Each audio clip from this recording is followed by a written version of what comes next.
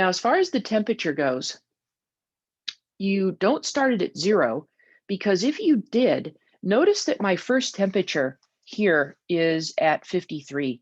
If you look at all the temperatures I have listed, the lowest one's 53. So if I were to start at 0, I would have a whole bunch of empty space, right? And so my graph would end up, if I went like 0 to 100 here, my graph would end up squished up here like that. And there's no reason to do that. You want to expand out your graph. So what you're going to do is start not at 0, because that's not where things started, but take a look. And if my lowest temperature is 53, maybe what I'll do is I'll start the graph at say 50. So I'm going to start it at 50. So I'm going to say, okay, this low point here is 50. And then my highest point here is 105. So I don't know, maybe I'll go to 110 or so. And that way my graph's going to be completely stretched out. So use your values here, right here, to set your limits over here. Okay, don't start it at 0. Okay, is it temperature volume graph for each set of data? Yes, So you've got the simple, you'll have one for simple acetone water, fractional acetone water, and then simple propanol water, fractional propanol water. Okay, so what we're talking about here, you're going to do that 4 times, everything 4 times. Okay, so everyone understand how to set the parameters at the edges of your graph? We're good? Okay, let's go ahead and do a bigger graph than that little sketchy thing. So what I'm going to do is kind of shrink this down. And you're going to want to do something decent, so use a ruler. Notability happens to do nice straight lines for me, which is convenient. But what I'm going to do is just draw my axes. Do you want them to be hand drawn, or could we like put them in Excel and then like get You one? could do it in Excel. Yeah, Okay, cool. you absolutely could do the temperature volume ones can be done in Excel. So let's make a note of that before we launch off and do it, so you have that available. This one could be by hand.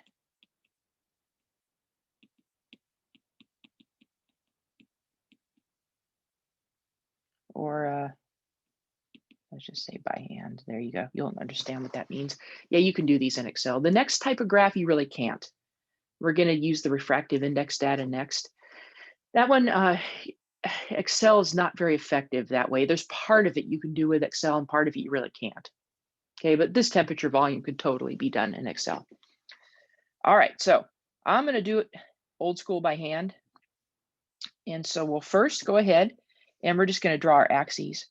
So I'm going to come down.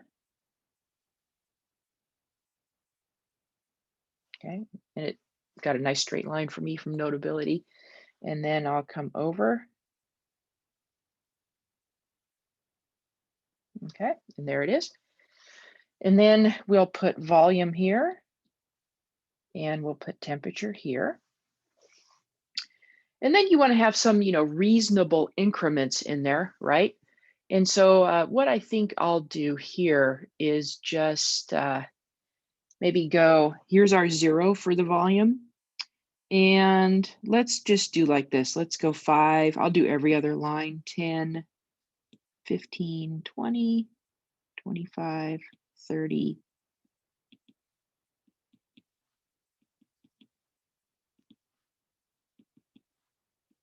So I just went, just see, kind of make it a little bigger, every other line. Okay, something reasonable. Don't make it too squished. Okay. And then we said that we're not going to start the temperature at 0. We're going to start it based on our data. Looks like about 50. So I'm actually going to put 50 here. And then we have to go to 100. So I don't know, what if I did 50 and then I want to make sure I divide this so I'm not too smashed on the thing. Let's go maybe every other. That might be a good way to do it. 60, 70. What if I did it that way? 60, that'd be 70, that'd be 80, that'd be 90, that'd be 100. That's kind of a short graph. I'm going to expand it out just a little more. So what if I did, I can do twice that. So what if I did 50, 52, 54, 56, 58? What if I made that 60? I think I can get away with that. And then everyone's 2 degrees, I think. So let's check that. 50, 52, 54, 56, 58, 60. Yeah, I think I can squeeze that in my graph. So that'd be 60. And then we're going 1, 2, 4 lines in between, right? 1, 2, 3, 4. So here's 70. And then 1, 2, 3, 4. Here's 80. So that's 80, 70. And then 1, 2, 3, 4. 1, 2, 3, 4. Am I doing okay? 1, 2, 3, 4. Yep. 1, 2, 3, 4. Yep. And then 2, 3. I'm going to have to expand this just a little. There we go. So this is 110. Okay, that worked out okay. So just to sort of shrink it down so you can kind of see what I did, it looks like that. All right, and let's put a little hatch mark there and a little hatch mark there.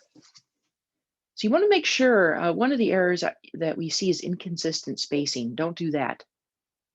All right, make sure that each gap is consistent with the other gap. Okay, so 50, 60, 70, 80. Okay, now we're ready to go. All you do now is just plot the points. It literally is that simple. Okay, and if you're using Excel, this is just done for you, right? But you can do it by hand for sure.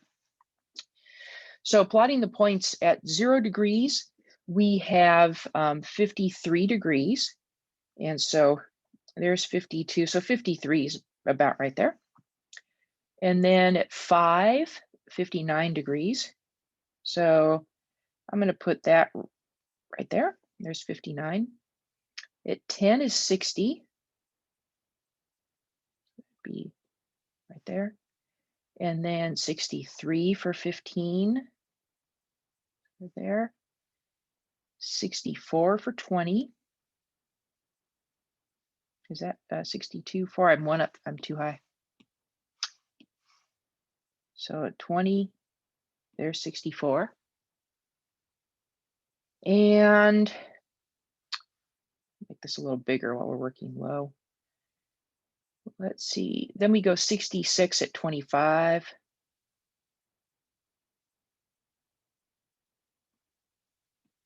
Right there. Then at 30 is 72.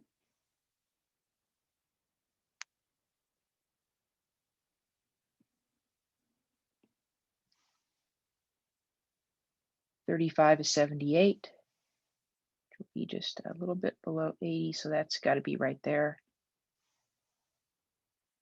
40 is 90. Oof, I'm gonna have to follow up like this. There's 40 and 90, and I'm sticking my finger there. It's easy to lose it when it's so small. So there's that.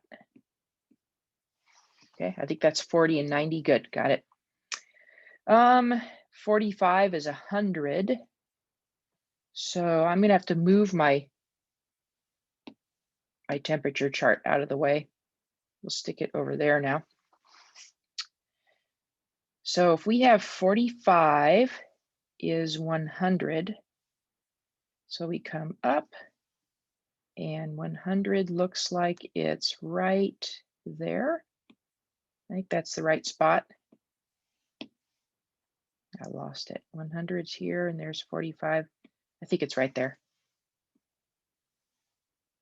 Oh, I'm over too far one. This is where a ruler would be really super helpful. It gets so small that it becomes difficult to see. Okay. And then 50 is 100. And then 55 is 102. So it's up there. And then 60 is 105. So right about there, I guess. Okay. So you'll just draw points like that. Everyone clear on that? Okay. Then you connect it with a line, smooth fit line. So I'll just use a different color. And you just come in and it comes in, out, and over like that. And so there's your temperature. I missed a curve. I missed a line, but you get the idea. You probably can come like that with it. There we go. Okay, so you just connect it just like that. That's a temperature volume curve, and that's for the simple. Now you have to do 4 of these, right? So you will need 4 of these particular graphs.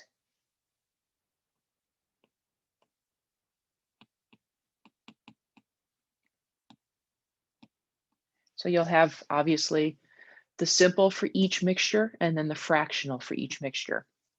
Now, one of the shortcuts you can take with the temperature volume is you can, if you want to, you don't have to, you can put the simple and the fractional for a single mixture on the same graph.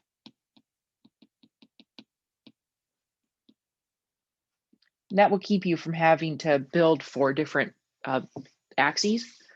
You can keep them separate if you want, that's perfectly fine. But if you wanted to, since this is acetone water, right? I have in my tables acetone water for fractional, right? And this one is simple. So let's label this guy simple. Right. I could put fractional on this too. And so what I would do is do it in a different color ink. I would come through and I would just put those dots there. And so I don't have those numbers. I didn't make ones up for those, but let's say the fractional was like this. Let's say it came up and it did this sort of thing.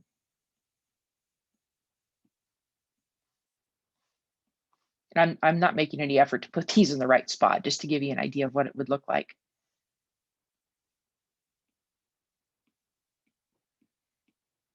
Something like that. And then you'd have a second curve on here that would look like that, and that would be your fractional. And that'd be totally okay to do something like that. All right.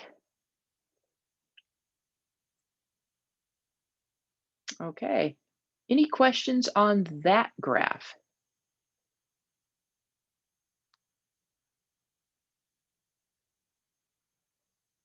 Okay. Now, one of the things I'm going to be looking for, and I'll take points off if you do it, is starting at 0. Because if you start at 0, you literally end up with this little graph squished at the top of the actual chart, and that's not what we want. We want it nice and stretched out. Okay, so you will need a total of these. You'll need a total of 4 of them. Okay, 4 curves. You can put 2 on the same chart, but don't put all 4 on the same chart. It gets crazy. Don't start the temperature at 0 because your data doesn't start at 0. Our data, the first data point we have in this case is 53. And so if I start at 0, I've got a whole bunch of blank space in there that you don't want. All right. Any other questions on these temperature volume graphs? We'll talk about interpreting them in a couple of minutes, but we're just going to talk about the building them right now. I have a question real quick. Uh-huh. I don't have a temperature for 0 or 3 milliliters. So would I just start at 5? Yeah, what you'll have, you could start your volume. Are they all consistently like that? They all start at 5? believe so. Yeah, they do. Okay, then start your volume at 5. Okay. Okay, sounds good. Thank you. Yeah, that's all you have to do. And just make a little note there. Just put like a little asterisk or something. No first drop temperature. That'd be fine. Okay, sounds good. Okay. All righty. So these ones go pretty smoothly. And generally, we don't have too much trouble. The big trouble here is people squishing them, particularly when you get to the propanol water, the temperatures start higher up, I think in the 80s. And if you started at 0, your graph is literally, it's going to look ridiculous. It'll be like this, squished way up there. It's just ridiculous. So don't do that. Okay, stretch it out. Okay, now the next one is the one that tends to cause some issues, and that's the index of refraction versus mole fraction graph. And so to build it, for starters, you're going to need to pay attention to some data. One is the data we gave you at the top of the sheet, which is the refractive index values for the pure substances. You'll need those, and I pulled those out. You can see them right here. And then the second thing you'll be looking for, this is for each mixture, of course, so there's going to be 4 of them, is the fraction and the index of refraction that corresponded to that. Now, this person didn't have a residue, and so I'm only going to be putting the 6 values on. If you have a residue, you'll have 7, which is great. You know, if you have that, that's like a bonus, but not everyone does. Okay, so you're going to have to gather that. Now, with this type of a graph, you're going to need 4 separate graphs. There is no way that you're going to be able to combine this and put 2 on one chart. Don't try that. So let's just make a note right off the bat, and we'll put it in red and we'll highlight it, that you have to do 4 individual graphs. Okay. Otherwise, it will be impossible to interpret for you. And so, whoops, I didn't want to do that. I want to highlight it. There we go. Okay, so make a note of that. Okay, so first, what we're going to do is build the kind of the body of the graph. And some of this you can do on Excel if you can figure it out. I go in and I have to refigure out how to do it every time. It frankly takes me more time to figure out how to build the body of the graph than to just do it by hand. And since you have to do part of it by hand, most people just do these by hand. But if you're a whiz at Excel, the actual building of the body, like the axes and things, you can do with Excel. Plotting the individual refractive indices, you really can't very well, unless you can work it way better than I know how to, which wouldn't be hard to do. But let's go ahead and do this. We're going to build, just to give you an idea of how this works, I'm going to shrink this down so we can see it. And a graph that has an x-axis. And so let's go ahead and I'm going to make it a little thicker this time. I think I'll try that. So you're going to have an x-axis. And for that x-axis, just come out and put a straight line along the bottom. Okay. And then a double y-axis. So you're going to come up on both sides. And I'm just going to come up some arbitrary amount. Hopefully it's high enough. If not, we can extend it. Okay, so there's one. And then the other one, I'm going to bring down here. And there's the other one. Okay, we're expecting from this a decent graph. So use a ruler, use graph paper, use straight lines. If you just sit there and freehand it out and it's all, the lines are all wiggly and things, we're going to take some points off for just being a slob. So do a good job. All right, now on the x-axis, we're going to put the percent of one of the components of your mixture. So this x-axis will be the percent of one component. Okay, just one. And since my data is for acetone and water, what I'm going to do is I'm just going to call it the percent of acetone. Okay, you could call it the percent of water, whichever one you wanted, but I'm going to do percent of acetone.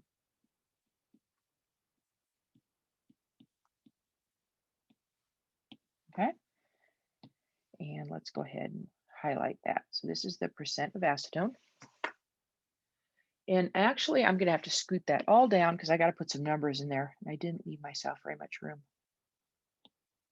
So we'll put it down there. Perfect. Okay, so you're going to have to break it up evenly. And I don't know. I have to go from, I may end up adjusting my axes a little bit, but I have to go from 0% acetone, which would be 100% water, right? Over to 100% acetone. So we have to sit here and we have to do some thinking, right? And make sure it looks good. So if we call, this is 0, of course, that's an easy one to set. That's 0%. And somewhere over there is 100 on the other side, right? Somewhere over in here. But I may have to change my axis just depending on how this shakes out. So what if I did, let's play around with it. If I did every other one, that would be, let's do by 10%, 10, 20, 30, 40, 50, 60. That's going to be too small. It's too squished if I do that. So let's say I go every fourth one. So 1, 2, 3, 4, 10, 1, 2, 3, 20, 30, maybe 40. That's going to be too wide. So I'm going to go every third one, I think. So 1, 2, 3. So this would be 10%, 20, 30, 40, 50. That's going to be pretty good. 60. And then 1, 2. This is 70. And then this would be 80. And that'd be 90. And that would be 100. Oh, I'm so close on my axis. So notice how the bottom's spaced very evenly, right? Does it matter which component you use? No, as long as it's labeled. So you could use percent water as well.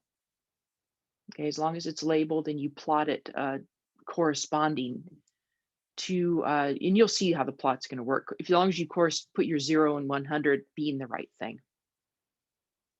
Okay, I'm going to have to move my one of my axes over a little bit. So I'm going to erase that guy. And I have to move it over 1. So we will go 100 is right here. Okay, so we'll come down.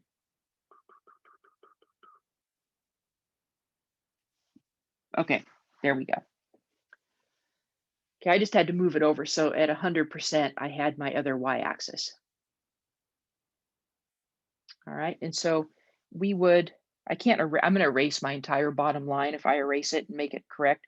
So we're just going to say, okay, that's not there. We'll pretend that didn't happen. Okay. Okay, questions so far?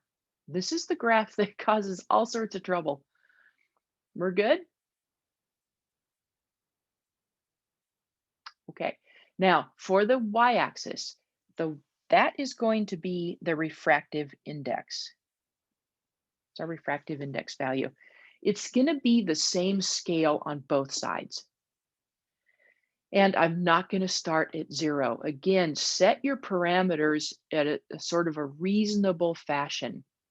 So you can see that the very lowest one I'm going to have, and let's set the 0 and the 100. So if it is 0% acetone, that's pure water, right? And pure water's refractive index is let's expand this out a little bit, 1.330. And we're going to go, I know we have one instructor who does 2 sig figs, and I think you could, but I'm going to go with 3 just because 4 I don't think is a very reasonable thing, but I think we can go with 3. So what I'm going to do here is I'm just going to cross off the 4th decimal place, or 4 sig figs, I guess 3 decimal places. So my lowest number of all the ones I'm going to plot is going to be 1.333. Yeah, it's not going to get lower than that. If I look at the given data, which is right here, it's 1.333 is the lowest. And then if you look over here, keeping in mind we're going to cross off and get rid of the last digit. So we're going to get rid of that and that and that and that and that and that. 1.333 is still the lowest. That's where I want to start. Okay, don't start at 0. And so what we'll do is we'll come here and we'll say, okay, I'm going to put 1.33 near the bottom. So we have 1.33. I didn't start right at the bottom, but just near there. That's fine, 1.33. Okay, and then I'm going to try to go where every one of these divisions for my graph paper is going to be like 2, 4, 6, 8, right?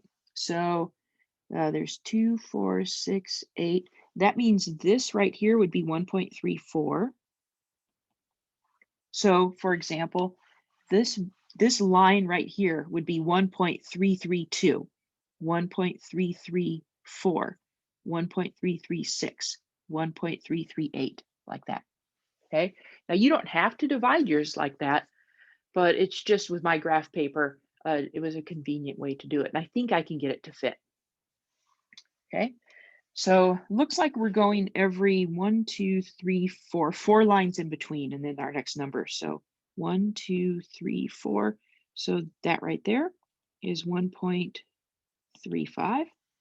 And then 1, 2, 3, 4. This here is 1.36. And that's kind of blobby looking.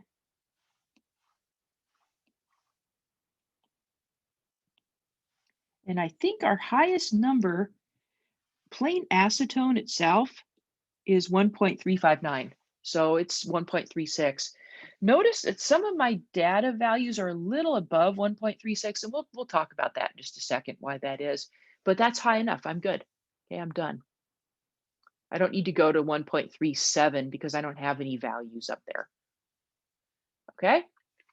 Now, building this is, it's important that you get it correct. What sometimes people will do is they will have the spacing. So I put 1.33 right there, right?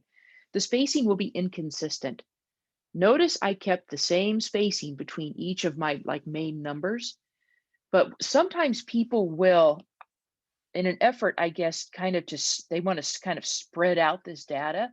They'll have 1.33, 1.34, and then they'll put 1.35 way up here, and 1.36 is like way up there. So the scale isn't consistent. That will mess you up so bad on this graph, like really, really bad. And so you want very consistent spacing, okay? And then you're going to put the data on that graph using the consistent spacing. Don't make your spacing weird to try to fit your data.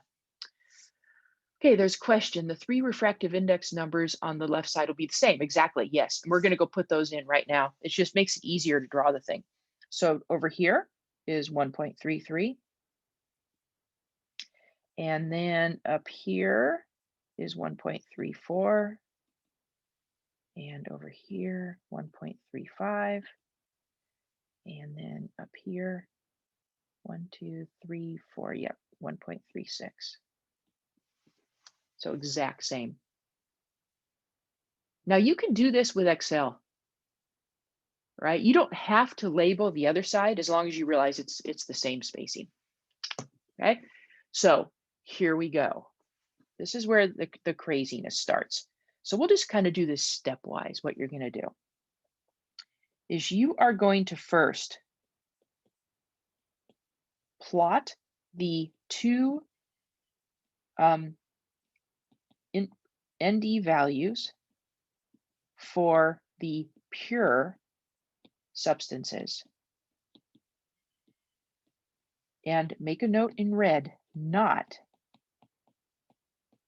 your experimental values. We're not touching those yet. People tend to plot their first point as being like pure acetone, but you don't know that, right? You really, maybe based on the boiling point, we have an idea that it's probably acetone, but I can't guarantee it's pure. I don't know, right? So these values here right now are unknown. And so to say, oh, that's pure acetone, I don't know how anybody would know that, right? So you're plotting the values from here, the yellow ones. Okay, so those are the ones in yellow. That goes on first. Everyone clear on that? Okay, so let's come down here. These are the ones that are given in yellow.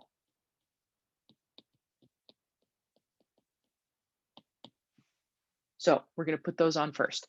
So pure water is 1.333. So I come up and pure water would be then right there. Okay, so this is pure water. Pure acetone is 1.359. So that's going to be, you know, right there, right?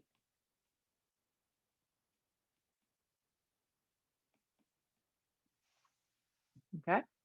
Notice I wasn't looking at my experimental stuff at all. I was focusing on that and that, those two values there. Okay. That actually is the major mistake people make, is right there. Before they even plot their stuff, it's wrong. Then what you're going to do is you're going to draw a line connecting them.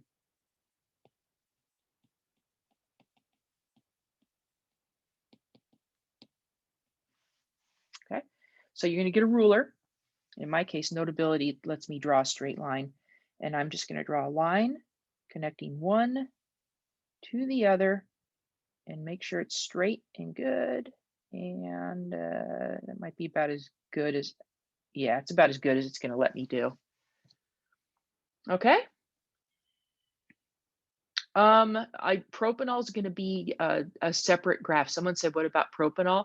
I'm doing 4 of these. So this particular graph that we're doing here is just going to be the graph for acetone water. Simple. That's what this graph is going to show. You'll then have a separate one for acetone water fractional, a separate one for propanol water simple, and a separate one propanol water fractional. Total 4. Now for propanol, obviously your index of refraction values are going to have different numbers. Okay, we'll go from 1.33 for water. You'll have to go up to 1.386. Okay, now what you do. So this is step 2 now, is you're going to plot each experimental fraction on the graph. Okay, so let's go ahead and do that. Fraction 1 is 1.362. It's actually a little higher. Acetone tends to do that. We'll talk about what that means in just a second. But we have 1.362, which is right here, right? And I'm going to label that as fraction 1. Okay, so this is number 1. So you want to label them. Number 2 was 1.364. That's right there. That's number 2. Number 3 is 1.359. So that is, it happens to be right there, right? And so this would be number 3. Number 4, 1.347. So 3, 4, there's 2, 3, 3, 4, 2, 3, 4, 4, 3, 4, 6. So 3, 4, 7 is going to be right in there. I lost it. Right there. And so this one is number 4, 1.347. Number 5 is 1.335. So here's 1.333, and here is 332. There's 334. So 335 is right here. And that would be number 5. And number 6 is 334, right below it. And so this guy is number, I'll just put an arrow there, number 6. So you want to just plot those, put dots on the chart, and label them. Okay, so you can keep track of what's what. Now, everyone good with that, what I did there? I have a question. Why did we do 1 through 4 on the left side or on the right side and 5, 6 on the other side? Just because I didn't have to do it that way. It wouldn't have mattered. It just was going to be easier for what I'm going to do next. Okay, so is it But easier just like overall to do that for all the graphs? It is. The ones that are closer to, it's going to be easier. The ones that are closer to this lowest value here, pure water, I'm going to put those near that main point, and the ones that are closer to pure acetone, you probably want to put over on this side. It's just going to be easier to do the drawings. Okay, sounds good. Thank Okay. you. The ones that are in the middle, I don't suppose it matters. It doesn't, you could actually put them all on the same side. It's still going to work. Okay, then what we're going to do, so this is step 3, is you are going to draw a line to the main line that connects the two axes.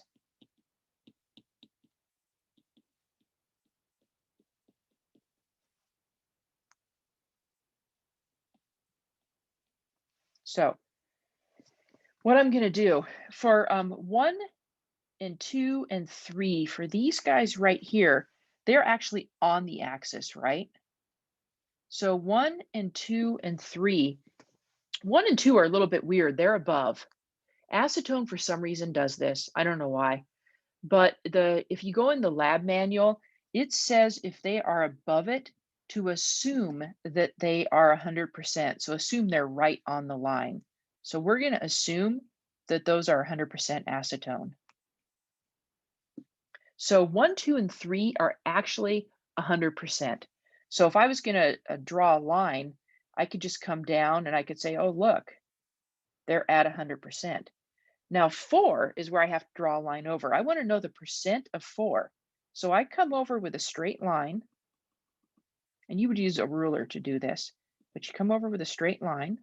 It intersects that little tie line in between the two axes at that point.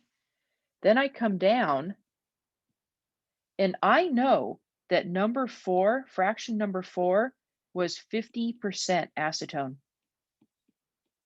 50% water. So for every point that isn't on an edge like that, 1, 2, and 3 were clearly, they were 100%. 4 was not, it was 50-50. If I want to know what 5 is, well, I can come over for 5, same kind of thing, draw a line over to where it intersects, and then come down. So this is number 5, and it's about, I don't know, 9% acetone. Right? And so it'd be 91% water. It's almost all water, but not quite. So that's number 5. And then number 6, same kind of thing, come over, right? Draw a line down. So number 6 is about what, 3% acetone? Or 97% water.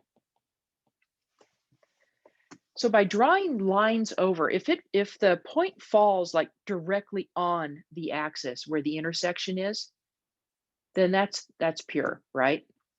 So anything that lands right there where pure acetone would be is pure acetone. If it's a little above, we're going to call that pure acetone. But anything that lands down in this, undo again. Okay, good. Anything that lands down in this region here, in the area between the two extreme where it's pure, so anything in this region isn't pure. And to figure out what it is, you just come over and then down, just like that. Okay, so let's say I'd had a fraction that was 1.335. So it fell right in there, right? I would just come over like this, down, and I'd say, oh, it's about 1% acetone. It's almost pure water, 99% water. So anything under the main line is not pure. That's correct. So let's go ahead and I'm going to draw the kind of the area of the graph where things aren't pure would be this region here. So we'll do a highlight. I think that might be a little more effective. Okay, I'm going to do a highlight. So from here, I think I'm going to highlight. There we go. So from this region, right there, anything between here and right about there, right? Anything that falls in this area from here to here, any points that fall there aren't pure. Okay, anything in there, the only time you'll have anything that's pure is if it falls right there or right there. If I had those two data points, that'd be pure, right? I could tell. But anything that is in that middle region there is some kind of a mixture. And to get the percent of that mixture, I just have to draw a line over. So I'd come over and then boom, down, and I know the percent. Okay? Does that make sense to everybody? Now, just keep in mind, everyone gets very disturbed, and probably rightfully so. For whatever reason, your acetone data that comes out first, the first couple fractions, are most likely going to be above acetone. Now, clearly, you cannot get more pure than pure acetone, right? So there's just, it's something weird that happens with it. I don't know what it is. But any point that's above, assume that it is actually right on the pure acetone and call them pure acetone. All right. All right, so let's go ahead and you're going to draw a line to the main line that connects the two axes. So just so that that is clear as you're looking through your notes, what I'm talking about is this. Here's your main line that connects the two axes, and you're just going to go like that, and then that will get you the percent of the fraction. Okay? Now, this graph causes trouble. So does everybody understand how you're going to do it?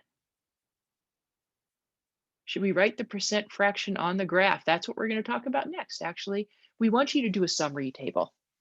So you want to label your graph for sure, but what we want from you is we want a little table, and just put a table somewhere on the graph. Find an empty space. So put some table on the graph, and that table will look like this. It'll have the fraction number and the percent. Okay. And so for this, I could just put percent acetone. Okay. So what I'm going to do here is I would I would squeeze it somewhere. I wouldn't have all this junk all over, right? So I'd probably put it right here. Okay. It's just somewhere on your table. I'm going to have to put it down here because I have it's too messy. So you just come over like this and down and over, and we'll have fraction number, and then we'll have percent acetone. And so what I would do with mine is I have 6 fractions. Okay. And I'd say, okay, fraction 1 and 2 and 3, they were located right here. Essentially, the 2 that were above, I'm going to consider on the spot. 3 was on the spot. So 1, 2, and 3 are pure acetone. And so I just put here 100%, 100%, 100%. Fraction 4 was 50-50. So 50% acetone. 5 was 9% and 6 was 3%. Okay. Just like that. So for every graph, you'll want to have this chart. Okay, you'll put a chart on there, the table. And then you, one of the things I'm going to be paying attention to when you plot each fraction right here, you want to make sure you label them so that you know when I'm looking at it, for example, like I did here, I knew where fraction 1 was. I knew where fraction 2 was. I knew where 3 was. Every single one of them's labeled. Okay, don't just have random lines. And sometimes you guys may find this too. Let's say that this happens. Let's come down here. Let's say you're going along and you have your graph, and I'm just going to free sketch one real quick. And it's looking like that. And maybe for whatever reason, you have 2 fractions and they happen to end up, say, right there, right? And they're both exactly the same. So you have two fractions with the exact same index of refraction value, or maybe three, right? That could happen too. Then what you just do is you just go that, oh, that's fraction 3, 4, and 5. Just do like that. Okay, so you don't have to try to somehow draw three separate dots for the same, basically the same number. Okay, is that clear? All right. Now, as far as if you want to use Excel, you can use Excel for part of this. People have successfully used Excel to build the body of the chart. So for Excel, you can do this part that I have drawn right here. Kind of the skeleton can be done with Excel. But typically, I don't have a good way to do this. Maybe you do.